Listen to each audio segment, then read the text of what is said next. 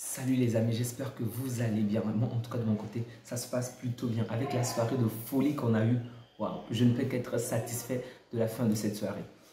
Donc, le Barça a terminé son mercato en signant un prêt, bien évidemment, deux prêts évidemment, de Joao Félix et de Cancelo qui nous ont rejoints. Okay.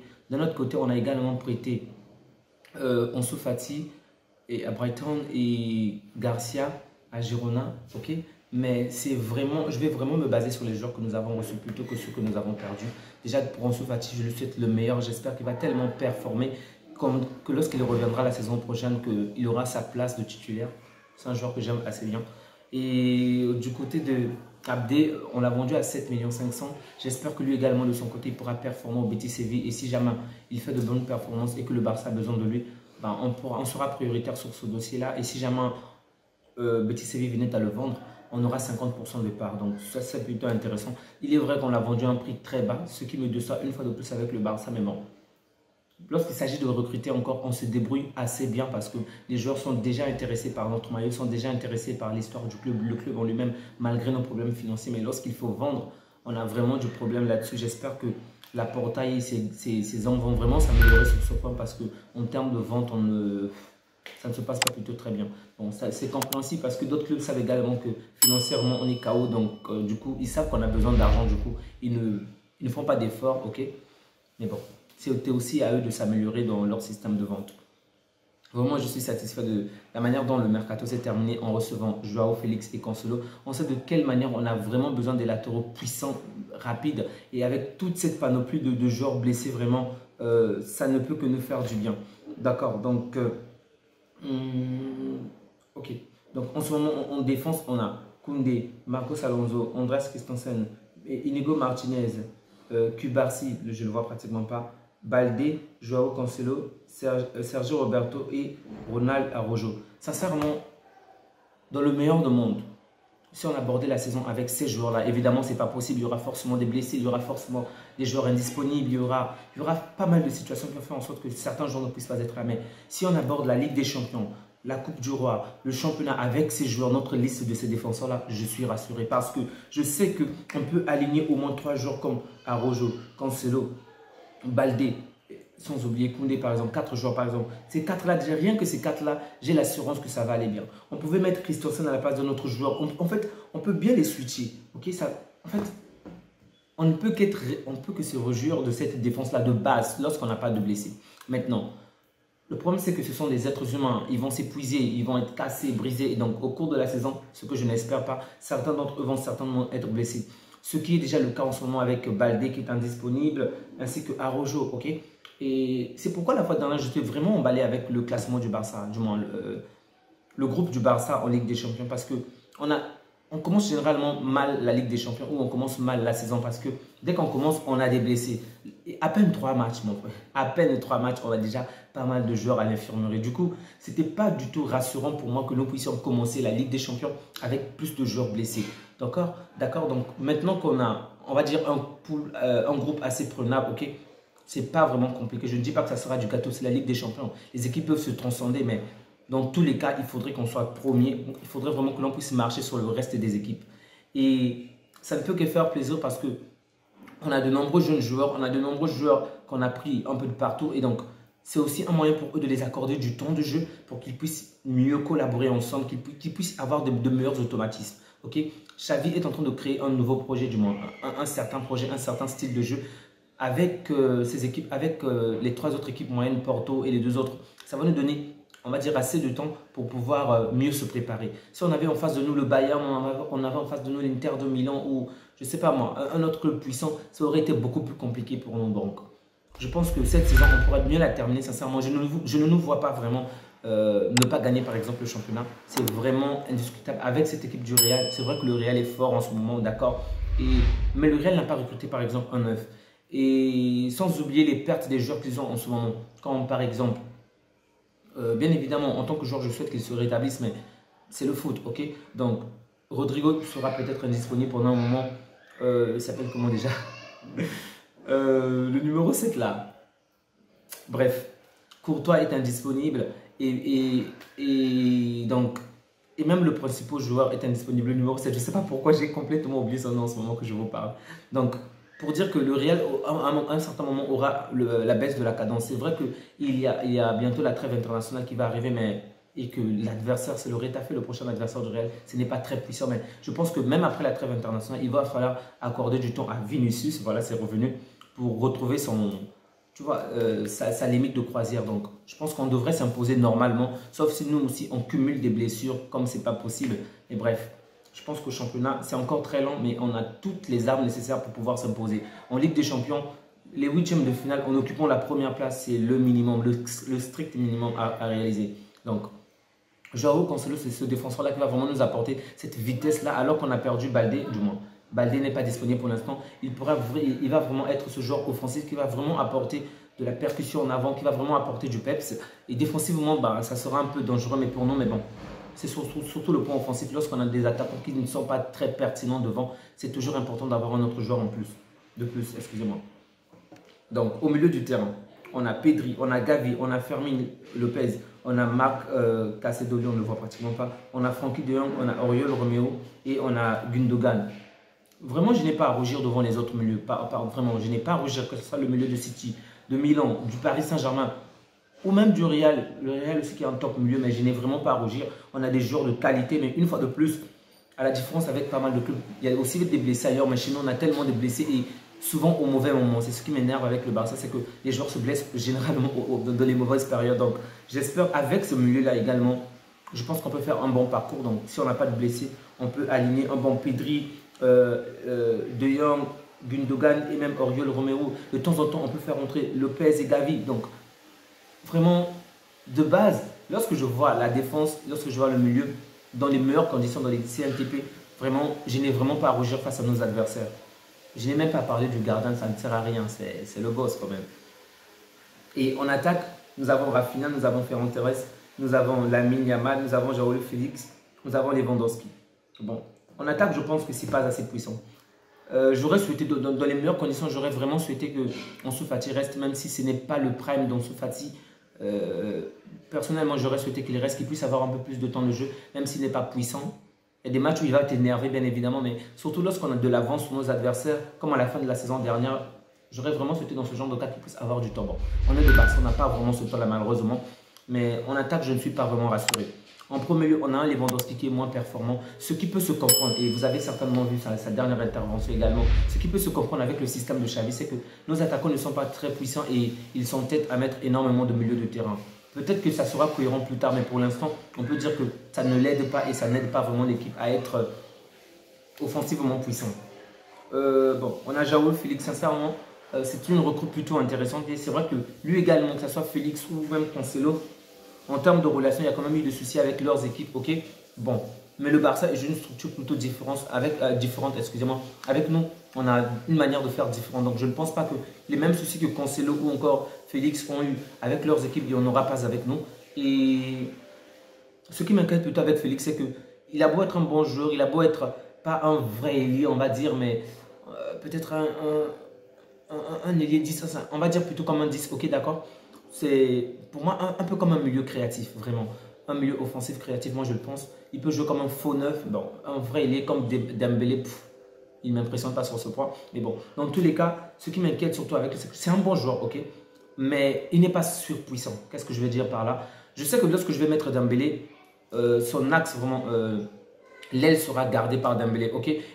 Il ne va peut-être pas marquer, mais il va bien éliminer les joueurs, il va bien apporter de la différence du côté gauche ou du côté droit. Ça, ce sont ses axes à lui. Mais Joao Félix, c'est du genre, je suis très bien, bon, pas très bien, mais je suis bon dans ce poste, je suis bon dans ce poste, dans celui-ci. En fait, c'est un joueur un tout petit peu complet. Et du coup, le fait qu'il soit complet, ben, ça fait de lui un bon joueur, ou plutôt un joueur, on va dire, au-dessus de la moyenne dans pas mal de postes, mais pas un excellent joueur. C'est déjà ça mon premier point négatif. Le second point que je crains un peu avec lui, c'est avec une petite action, pouf, il peut blesser un joueur et avoir un carton rouge. On l'a bien vu avec Chelsea, par exemple, le premier match, la première titularisation et bam, en très peu de temps, il se prend un carton rouge. Et avec des joueurs qui sont parfois sanguins comme Ferran Torres devant et même quelquefois Lewandowski lorsque l'arbitre, vous vous souvenez bien de la saison dernière en disant que l'arbitre fume ou tire la substance blanche. Donc, ça ne me rassure pas parce que Ferran Torres peut partir en, comment dirais-je, il peut perdre ses nerfs en un jour. Joao Félix obtenir un carton rouge. Donc, imaginez-vous un match où Félix et Rafinha perdent la tête et prennent les cartons rouges. Donc, je sais, on ne voit pas souvent ce point, mais moi, ça m'inquiète vraiment. Je préfère les joueurs posés qui savent garder leur calme. Et ça ne veut pas dire ne pas discuter, ne pas vouloir demander ce dont on a droit, mais bon, éviter des cartons rouges stupidement. Donc, on a ces deux joueurs-là aussi qui sont plutôt intéressants comme Félix qui pourrait vraiment nous apporter en avant, ça c'est pas mal. Et je tiens à préciser que c'est le choix de la direction, mais pas vraiment de Xavi. Je ne dis pas que Xavi va être déçu ou que Joao Félix ne va pas être important dans cette équipe. Je pense qu'ils vont quand même performer, que ce soit Félix ou Cancelo. C'est ce que j'espère en tout cas, qu'ils vont vraiment performer, qu'ils vont nous apporter en menu le plus haut possible, même si d'un autre côté ça sera négatif pour nous parce que si jamais ces deux joueurs-là surperforment, ça veut dire qu'en fin de saison, si on a besoin d'eux, ben, on va les acheter au prix cher. Et ça, c'est plutôt dangereux. Mais c'est toujours mieux qu'on puisse gagner avec eux. Et donc, ça va nous donner du temps pour pouvoir, déjà, si jamais on gagne, on va beaucoup plus loin du fair play. Donc, on va gagner de l'argent. Donc, ça sera déjà mieux pour nous. Et l'autre point positif par rapport au groupe qu'on a, c'est de donner du temps à... On l'a peut-être oublié à Victor Roque. Donc, si on parvient à se qualifier au 8e de finale, ça veut dire que, étant donné que normalement, dans les CNTP, nous rejoint en janvier, donc Victor Roque pourrait nous rejoindre et jouer la Ligue des Champions. Et ça, c'est un point que j'aimerais vraiment voir parce que lui voir juste jouer le championnat, ben, ce n'est pas réjouissant pour moi. Et j'espère sincèrement qu'on se qualifiera facilement, qu'on aura du fair play, qu'on aura vraiment les moyens nécessaires pour mettre Victor Roque dans les conditions et qu'il ait du temps de jeu pour jouer la Ligue des Champions. Pas juste le championnat, mais la Ligue des Champions surtout. Qu'on puisse évaluer son niveau en Ligue des Champions et au championnat. Et qu'il puisse gratter quelques minutes afin de lui aussi s'améliorer. Et la saison d'après, qu'il puisse vraiment surperformer. C'est un joueur sur qui j'ai déjà confiance. On le voit déjà marquer pas mal de temps et ça fait plaisir de voir de quelle manière, malgré qu'il sait qu'il a signé avec le Barça, il n'a pas perdu cette cadence-là. Parfois des joueurs, vous savez, c'est comme un examen où vous le passez, après vous vous relâchez. Mais là, avec lui, il continue à donner le meilleur de lui-même et grâce à lui, son équipe vraiment fait quand même des performances plutôt intéressantes. C'est ça, moi, s'il avait de grands joueurs autour de lui, je pense que son équipe aurait pu être première ou deuxième. Bon, Rafinha, c'est bon, il fait plutôt une bonne saison, même si, comme je le disais, il m'inquiète avec ses performances sanguines, donc ça m'inquiète un peu. Ferran Torres, la saison dernière, vous vous souvenez de quelle manière je le critiquais? Je disais qu'il était nul ou qu'il foutait du n'importe quoi. Oui, je le dis, j'assume, moi j'assume complètement ce que je dis. Mais cette saison, il faut toujours reconnaître lorsqu'une personne fait les bonnes choses et lorsqu'elle ne le fait pas. Et cette saison, il est plutôt performant. En tout cas, il commence bien. J'espère qu'il va garder cette lancée-là. Ce qui m'inquiète, ça serait de le voir juste être pertinent lorsqu'on le fait rentrer en fin du match et non pendant tout un match. On l'a vu par exemple avec Asensio, avec le Real de Madrid. Il était puissant, mais lorsqu'il rentrait en fin de match. Et bon, sincèrement, je ne veux pas de ce genre d'attaquant. Je ne dis pas que ce n'est pas important. On peut en avoir besoin à un certain moment, mais je veux des gens. Personnellement, je souhaite avoir des joueurs, même pendant, on peut compter sur toi sur les 90 minutes. Parce que lorsque tu vas jouer contre le Bayern, lorsque tu vas jouer par exemple contre le Real ou d'autres équipes en Ligue des Champions, tu peux avoir ton titulaire qui est blessé, tu peux avoir ton titulaire qui passe une mauvaise journée. Du coup, le coach sera plus rassurant de sortir son titulaire pour te faire rentrer toi et avoir une longue période de jeu. Et non attendre 10 ou 15 dernières minutes pour faire la différence. Donc j'espère sincèrement que ce n'est pas juste parce qu'on l'accorde les dernières minutes qu'il a ce peps-là, mais qu'il pourra réaliser les mêmes performances si jamais il venait à jouer tout un match. Et j'espère aujourd'hui qu'il va jouer contre Osasuna pendant 90 minutes ou au moins pendant une heure de temps. Maintenant, donc ça c'est le premier point, qu'il puisse garder la même... on va dire la même cohérence, le même niveau si jamais il devait être titularisé. Le premier point. Le second point, c'est qu'il puisse être régulier. Okay? Ce qui fait un grand joueur, ce n'est pas juste le fait de marquer 10 buts, 5 buts. Aujourd'hui, il y a des joueurs parfois qui font de meilleures saisons que Mbappé. Pas Mbappé en ce moment, on va dire que ce n'est pas possible. C'est très peu probable. Mais genre que en Europe, des jeunes joueurs, par exemple, marquer 10 buts, 15 buts. Regarde un joueur comme Samuel Chukwueze. C'est un bon joueur, ok, qui marque, qui dribble. Et même contre le Real, vous avez vu de quelle manière ils les avaient crucifiés la dernière fois.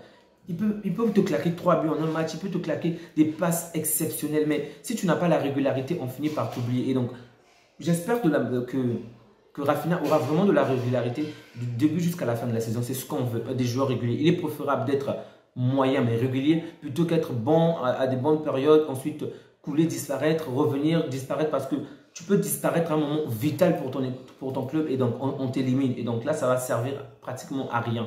Je préfère qu'il puisse être bon, sinon très bon, ça m'arrangerait évidemment, mais qu'il puisse vraiment être régulier. Ça, c'est ce que je recherche de la part de Ferran Torres. Et je dois dire que j'aime vraiment son attitude en ce moment. Depuis les matchs passés, j'en ai peu parlé, mais son attitude est juste exceptionnelle. On a vu avec On l'a vu avec, il s'appelle comment déjà, celui qui vient de partir, Ansu Fati.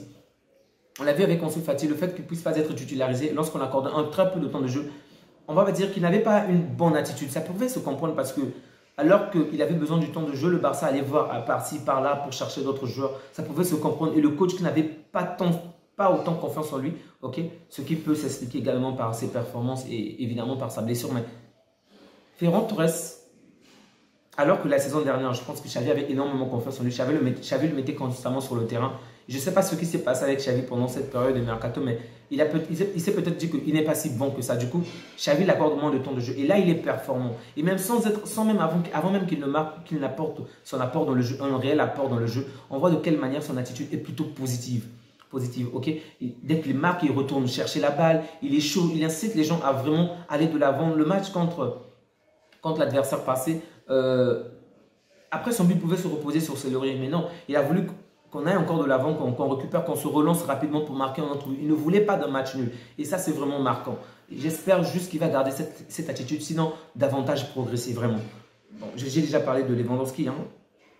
Moi, comme je le disais, c'est pas qu'il est nul, ok? On sait que Lewandowski n'a rien à prouver. C'est comme les Messi, les Cristiano. Sincèrement, il n'a rien à prouver avec tout ce qu'il a fait. C'est vrai qu'il lui manque au moins le ballon d'or, mais il a réalisé des performances tellement exceptionnelles. Bon, il n'a vraiment rien à prouver à personne, mais je pense qu'il est en train de vieillir, donc le poids de l'âge, le premier point. Le second point, il lui faut vraiment de l'adversité. C'est pourquoi j'ai hâte que Roquet nous rejoigne ou même que Ferran Torres puisse être un second neuf.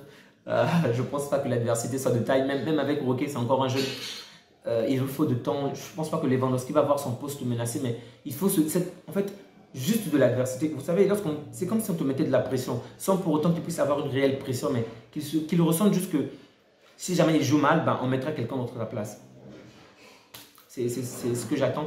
Des points positifs que j'ai déjà signalés, que j'ai peut-être pas signalé au début de ce débriefing, c'est l'attitude que Cancelo et Félix ont manifesté. Ils étaient sollicités par pas mal de clubs. Ils pouvaient choisir d'autres clubs plutôt que de nous rejoindre. Mais une fois de plus, on voit de quelle manière le Barça est attractif. Le Barça attire des joueurs, malgré qu'on est fauché comme des poux.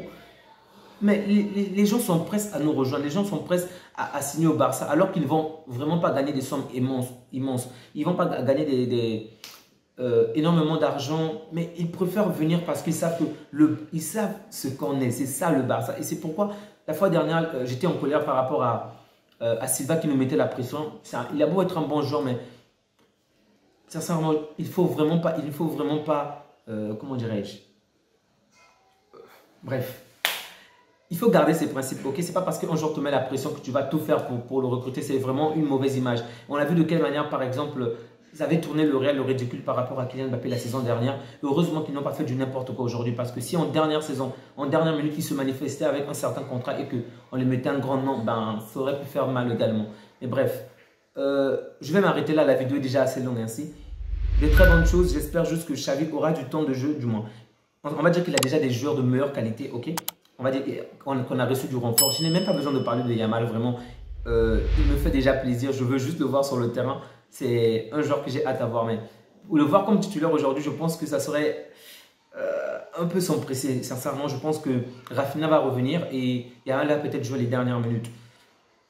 Pour moi, je n'ai pas de problème avec l'âge. Pour moi, celui qui est performant, c'est celui qui doit jouer. Mais je pense que Xavi va d'abord garder Rafinha pour lui redonner à lui également la confiance, mais également, on va dire, du rythme. Parce qu'après, il va bientôt s'en aller au Brésil. Il ne faut pas l'oublier. Donc, Rafinha va certainement commencer. Ensuite, Yamal viendra après. Mais si jamais il commençait par Yamal, ça ne va vraiment pas m'inquiéter. Tout comme il pourrait mettre les trois joueurs, envoyer Rafinha du mauvais côté, ok, et garder Yamal au poste de Rafinha. Bref, peu importe ce que Xavi va faire, j'espère juste que l'on va s'imposer aujourd'hui et en réalisant de très bonnes performances. Désolé. Merci à vous d'avoir suivi la vidéo. Merci à vous qui likez, qui soutenez la chaîne, ça me fait énormément plaisir. Donc, on se dit à bientôt. Bientôt, je vais réaliser une autre vidéo avec le Paris Saint-Germain pour faire un petit résumé du mercato du Paris Saint-Germain et on verra comment ça va se terminer. On se dit à bientôt, que Dieu vous garde, prenez bien soin de vous et des vôtres. Au revoir.